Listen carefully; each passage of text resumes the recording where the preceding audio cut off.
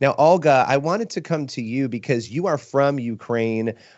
Ukraine is your country, and you have personally experienced all of this while also working to help and continue your work with Orphan's Promise. What are some of the things that you have experienced and seen on the ground? The biggest our need is prayers, and thank you very much that we are not alone in such really terrible time for Ukraine. Thank you, Terry, that you share and remember even me, our history, because I'm really very proud of being here and very proud of work with OP, because it's very special. I'm sorry. That's okay. It's very special team, and particularly now we can see how important have such team right now here, because a lot of people completely confused in Ukraine. We had so many problems before this war, and now it's not just about orphanage. It's not about some kids who lost their parents in some accident. It's about whole country. All country lost everything. According different stats, more than 20 millions, just 20 million people lost their normal life.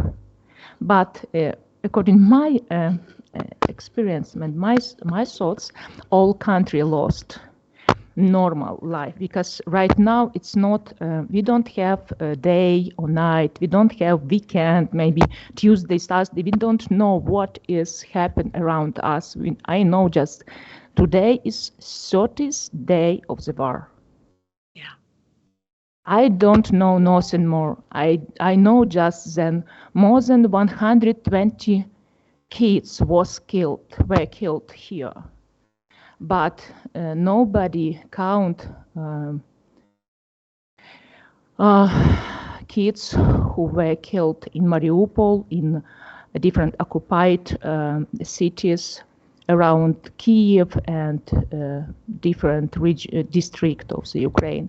And honestly, my responsibility is not just Ukraine, but also former Soviet Union countries. And it was enough for me, because post-Soviet Union countries, it's enough for one person just thinking about, because before this war, Soviet Union stole something from us. They stole our childhood, my childhood, because it wasn't normal country. It was like a communism. It's terrible, really. I don't desire that someone will have such experience. And now I see how someone decided to do this with my country, and in Ukraine, it was really God's provision, because in Ukraine we have maybe the deepest work from OP, and we have more than 40 different projects here, and praise the Lord that we have some kind of network around all Ukraine. And now more than 500 volunteers are involved in OP projects and try to do their best for do something. And like, for example, we try to evacuate people from the dangerous region. But honestly, we don't have safe region in Ukraine right now. Even right now, in my city where I'm evacuated with my family, we have air alarm, and we hope that everything will be okay, but nobody knows, because everyone are living here. We don't know who will be next. I We wanted to don't I wanted to know. just I wanted to just say, just to underscore so people understand, you evacuated your home, but you are in Ukraine still.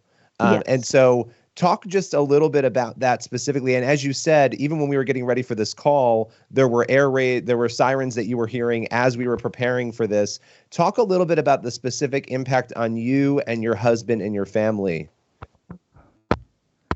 I cannot explain it. You need like maybe your own experience for understanding because, but I hope that everything will finish here in Ukraine. This is my prayers, and not just mine.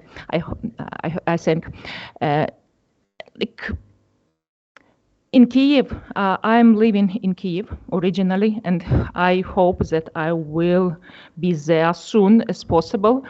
And my husband, he is not military, and he is 50 years old, and he is in territorial defense as thousands of Ukrainians men who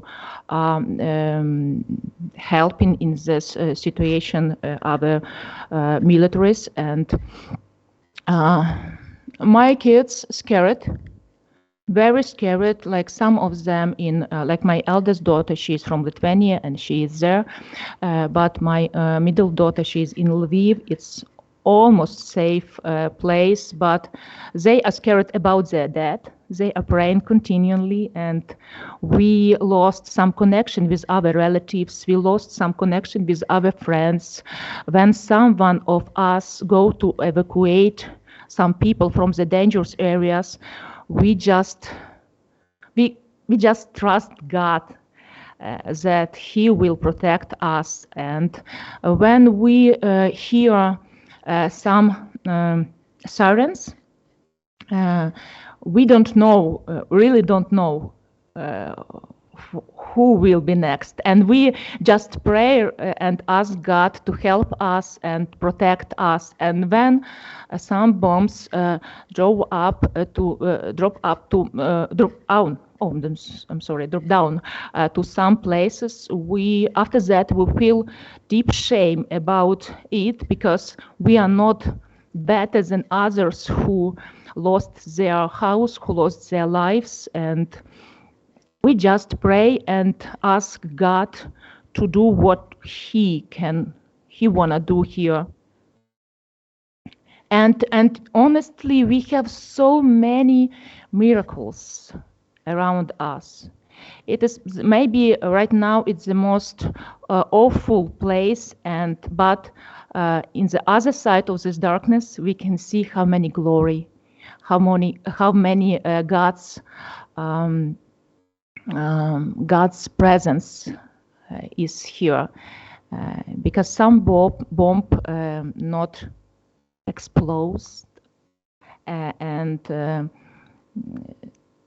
I think that after this war, we will sit together and spend a lot of time for sharing a lot of amazing testimonies.